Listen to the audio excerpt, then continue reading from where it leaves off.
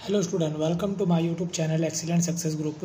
तो स्टूडेंट, आज हम डिस्कस करेंगे क्लास 10 में chapter 3 pair of a linear equation in a two variable का इंट्रोडक्शन। तो आज हम इस चैप्टर के बारे में, इसके बेसिक नॉलेज के बारे में पढ़ेंगे। तो देखो, pair of a linear equation in two variable होता क्या है। कोई एक ऐसी equation which can be put in a form जिसको हम ax plus B Y plus C इस फॉर्म में रख सकते हैं, जहाँ पर जो मेरा ए बी सी है वो कोई ना कोई रियल नंबर होंगे। रियल नंबर का मतलब नेगेटिव में भी हो सकते हैं, डेसिमल में भी हो सकते हैं, फ्रैक्शन में भी हो सकते हैं, ठीक है। बट ए और बी जो हैं वो ज़ीरो के इक्वल नहीं हो सकता। सी हो सकता है बट ए और बी कभी भी ज़ीरो के इक्वल ना हो, तो उसे हम कहते हैं pair of a linear equation in a two variable, जहाँ पे हमारे वेरिएबल होंगे एक्स एंड वाई, ठीक है। जो ए और बी यहाँ पे कुछ भी हो सकता है, डेसिमल नंबर भी हो सकते हैं, फ्रैक्शन भी, नेगेटिव भी, पॉजिटिव भी, कुछ भी हो सकता है, जिसकी फॉर्मेशन कुछ इस तरीके से होगी। मैंने यहाँ पे लीनियर इक्वेशन की इक्वेशन लिखी हुई है कि a1x plus b1y plus c1 is equal to 0, यानी कि आप चाहो तो इस तरीके से लिख सकते हो, जैसे कि 3x plus 4y plus 5 is equal to 0।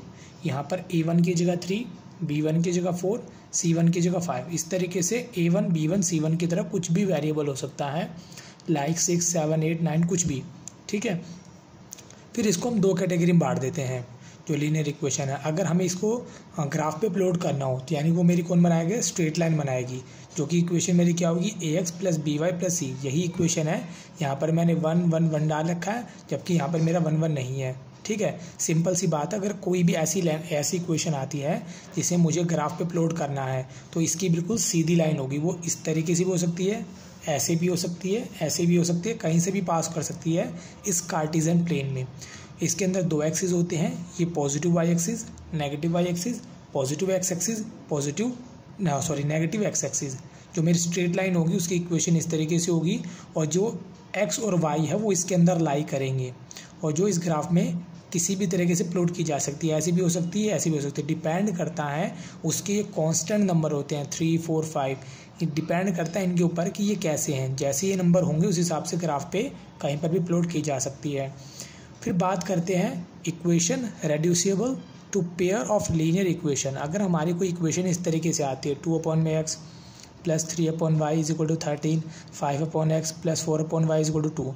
अगर हमारे x और y वेरिएबल फ्रैक्शन में आ जाते हैं तो जिसको हम एज्यूम करके ऐसे भी लिख सकते हैं कि 1/x को a मान लिया जाए, 1/y को b मान लिया जाए, तो मेरी इक्वेशन जो बनेगी वो हो जाएगी 2a 3b is equal to 13।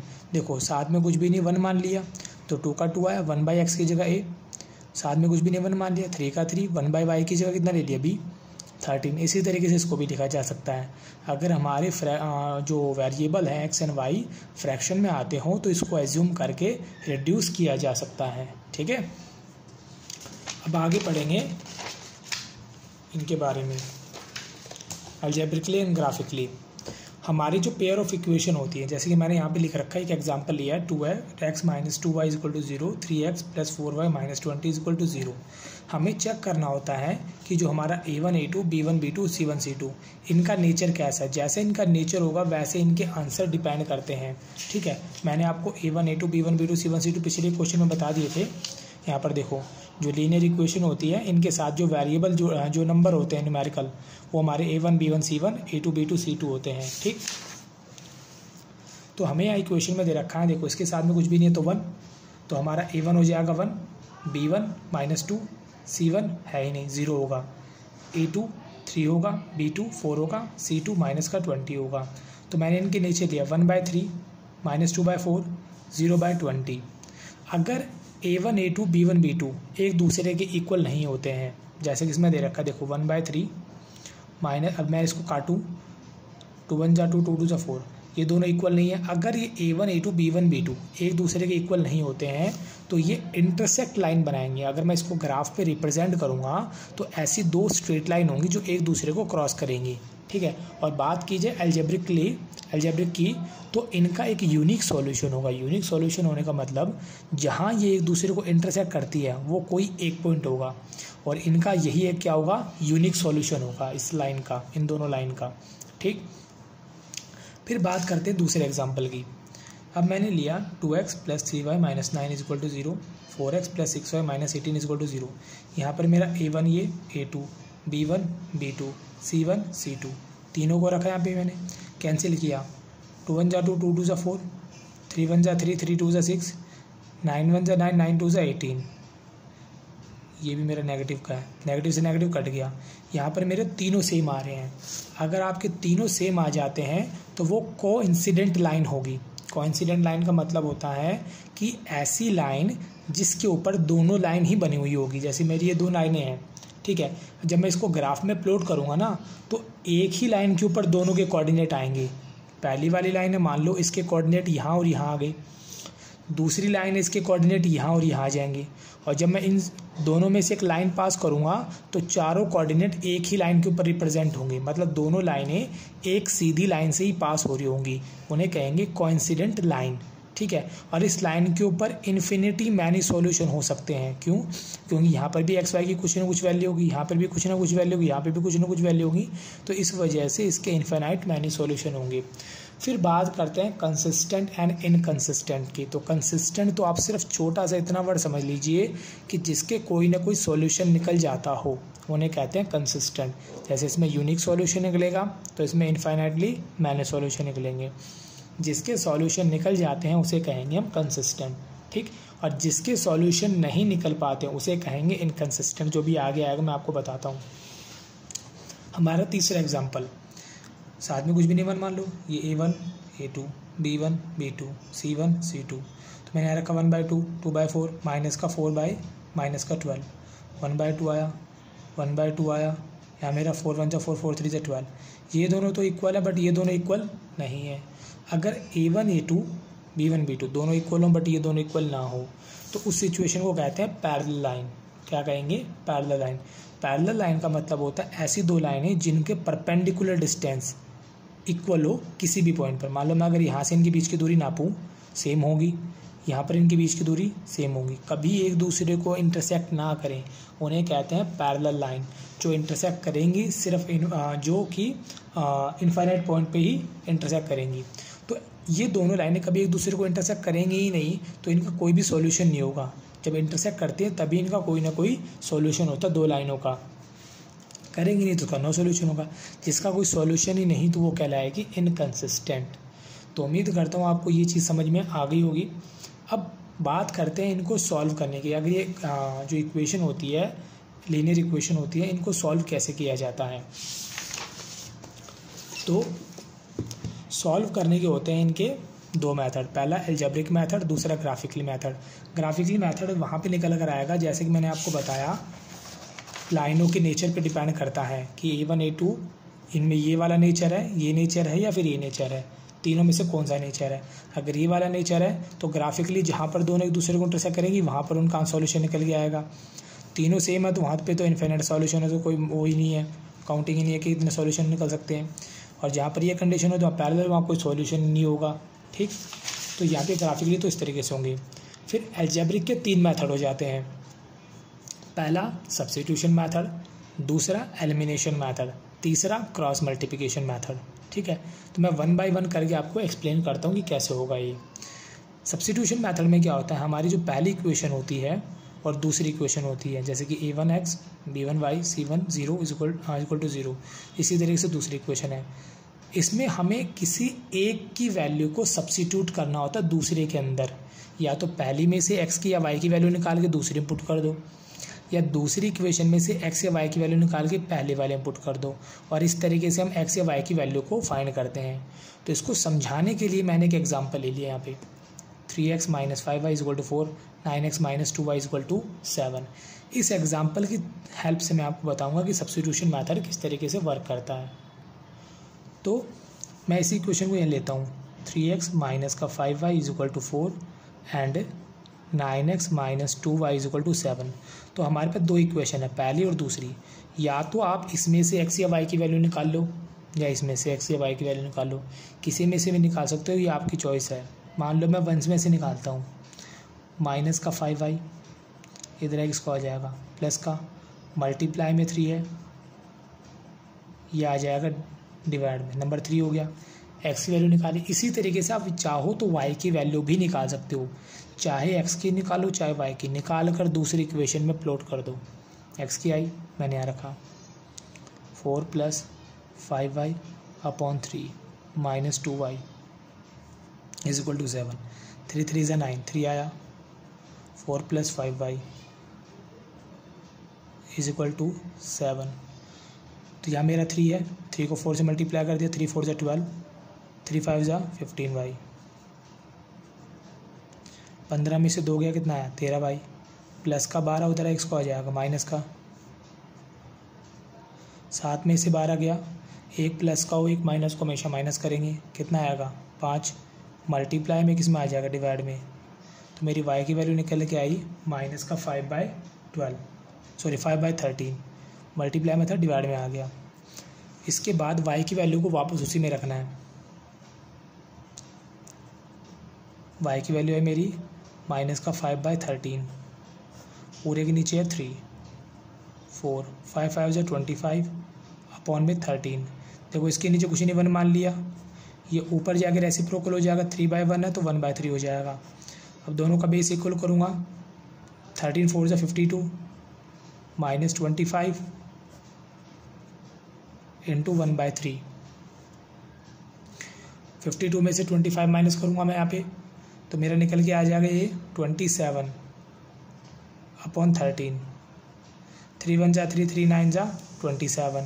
तो यहाँ मेरा है 3 और नीचे कितना है 13। ये मेरी वैल्यू आ गई एक्स की 3/30 और ये वैल्यू है मेरी -5/13। सॉरी 3 9 = 27 होगा ना, तो ये 9/13 हो जाएगी मेरी वैल्यू। ये था मेरा सब्स्टिट्यूशन मेथड। जैसे मैंने आपको इसमें से एक्स की वैल्यू निकाल के दिखाई, उसी तरीके से आप इसकी वैल्यू निकाल के इसमें पुट कर सकते हो। ठीक है, मैं आपको ट्राई करके दिखाता हूँ यही क्वेश्चन दोबारा से। देखो 3x - 5y = 4 and 9x - 2y = 7। इसमें से आप चाहो तो y की वैल्यू निकाल के इसमें पुट करके x की वैल्यू निकाल लोगे। तो मेरा y को इधर ले जाता हूँ, प्लस का 2y हो गया, यहाँ बचा 9x, प्लस का 7 इधर आ जाएगा, माइनस का हो जाएगा, मल्टीप्लाई में 2 है किस में आ जाएगा डिवाइड में। ये मेरी y की वैल्यू आ गई, पुट कर दो 1 में। 3x y की जगह पे 9x माइनस का 7 अपॉन में 2 = 4। अंदर मल्टीप्लाई कर दिया मैंने। पहले मल्टीप्लाई करने से पहले इनको बेस को इक्वल कर लेते हैं। इसके नीचे कुछ नहीं, मल्टीप्लाई कर दे, 3 2 = 6x।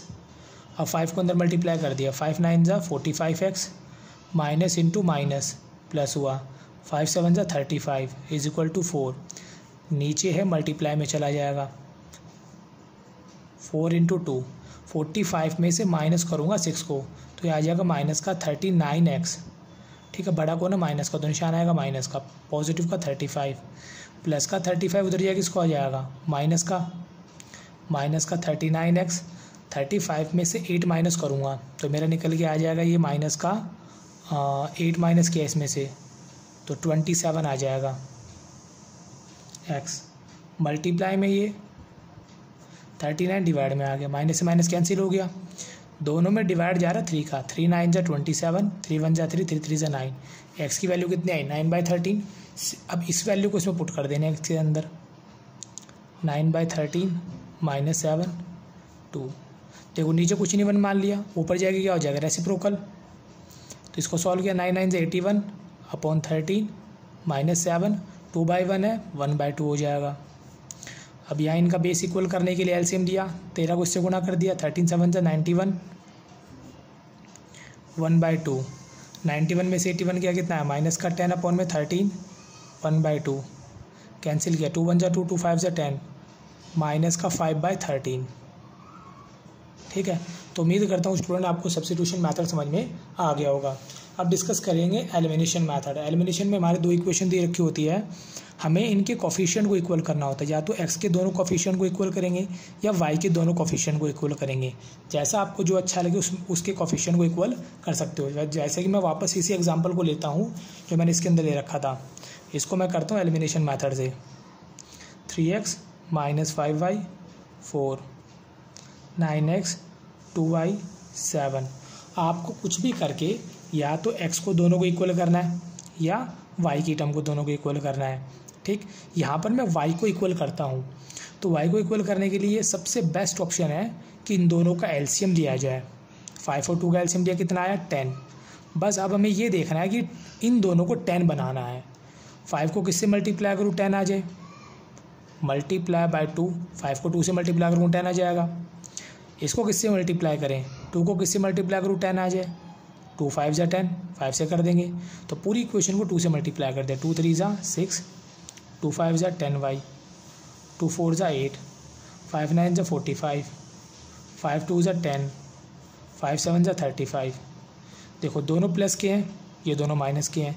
जब दोनों माइनस के हों तो एक दूसरे को एलिमिनेट नहीं कर सकते, दोनों सेम है, माइनस के दोनों जुड़ जाएंगे, इसीलिए नीचे वाले के साइन चेंज कर देंगे। प्लस है तो माइनस, माइनस है तो प्लस, प्लस है तो माइनस। अब एक माइनस का हो गया, प्लस का हो गया, एलिमिनेट हो गया। 35 में से 8 माइनस किया, कितना है 27। 45 में से 6 माइनस किया, कितना है माइनस का 39x। क्यों, बड़ा कौन है, अब ये प्लस का नहीं रहा माइनस का हो गया, अब ये प्लस का नहीं रहा माइनस का हो गया। मल्टीप्लाई में है, किस में आ जाएगा, डिवाइड में। माइनस से माइनस कट गया, दोनों में 3 का डिवाइड जा रहा है, कितना 9/13।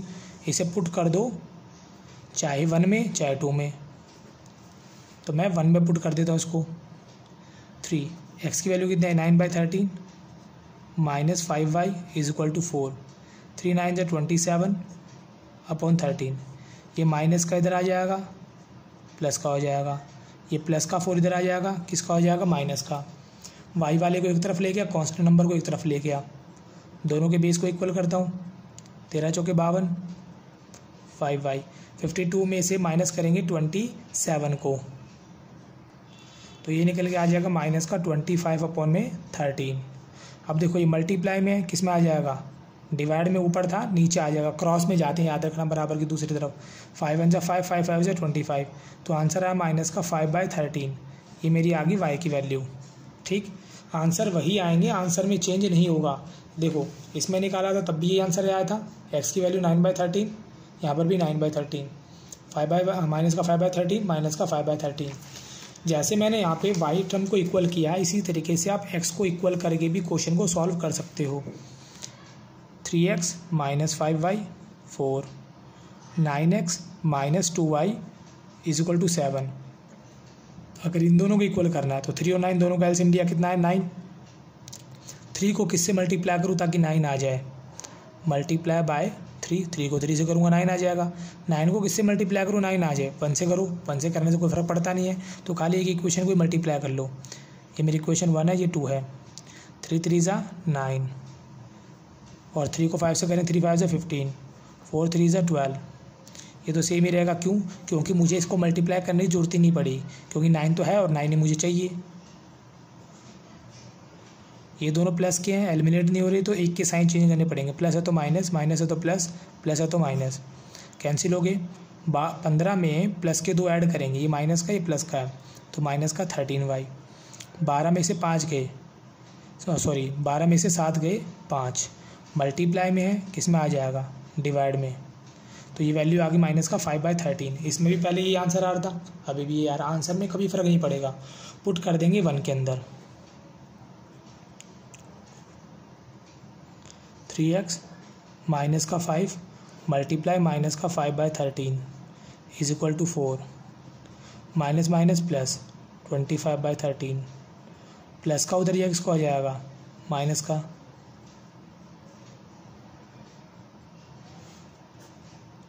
तेरह चौके 52 माइनस का 25, माइनस करेंगे 52 में से, ये आ जाएगा 27 अपॉन में 13। मल्टीप्लाई में 3 है, ये आएगा डिवाइड में। 3 9 जा 27, तो 9/13। ये आ गई मेरी x की वैल्यू, और y की वैल्यू मैं पहले निकाल चुका हूँ। तो ये है मेरा एलिमिनेशन मेथड, जिसमें हमें या तो x को एलिमिनेट करना होता है या y को एलिमिनेट करना होता है। अब हमारा तीसरा मेथड है क्रॉस मल्टीप्लिकेशन मेथड। जैसे कि इसमें देखो नंबरों को दिखाया गया है, 2 हमारी इक्वेशन है, ये a1 a2 b1 b2 c1 c2। हमें इसी पैटर्न में इसको रखना होगा, 3 क्रॉस बनाने, 1 2 3, या x रखना है या y रखना है या 1 रखना है। ठीक है, शुरुआत करें बीच से, b1 b2 c1 c2, फिर a1 a2 फिर b1 b2, फिर हमें x को यहाँ रखना है, y को यहाँ रखना है, 1 को यहाँ रखना है।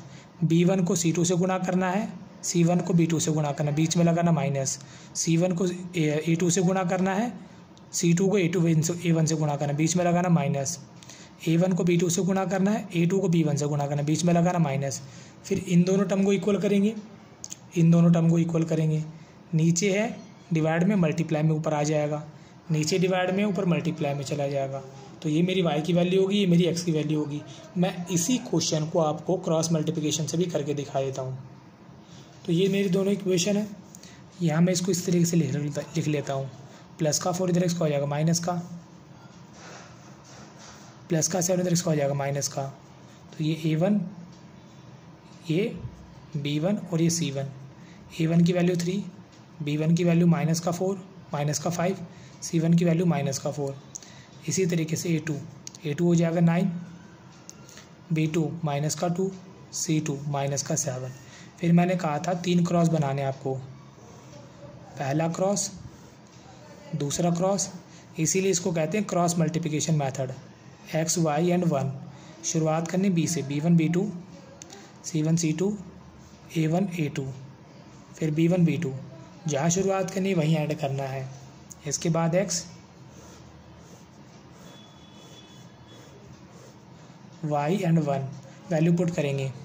ये माइनस का 5, माइनस का 2, माइनस का 4, माइनस का 7, 3, 9, फिर माइनस का 5, माइनस का 2 करने के बाद यहाँ लिखना है x, यहाँ y, यहाँ 1, बीच में आएगा माइनस माइनस माइनस, पहले माइनस लिख दिया।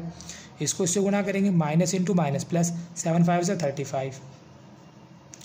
फिर इसको गुणा करेंगे इसके साथ, 4 2 से 8, माइनस इंटू माइनस प्लस 8।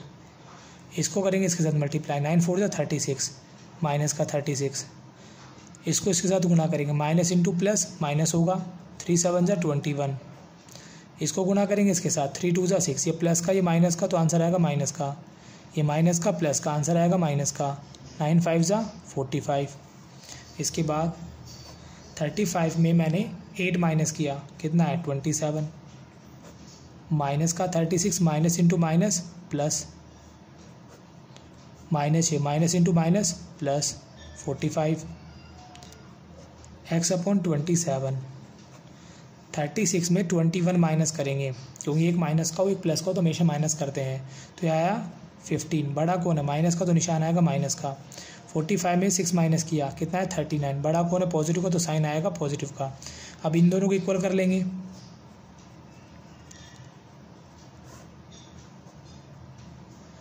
और इन दोनों को इक्वल कर लेंगे। नीचे है ऊपर चला जाएगा, 27 अपॉन में 39, दोनों में डिवाइड जा रहा है 3 का, 3 9 से 27, 3 3 से 9, माइनस का 15 ऊपर चला जाएगा, दोनों में 3 का डिवाइड जा रहा है।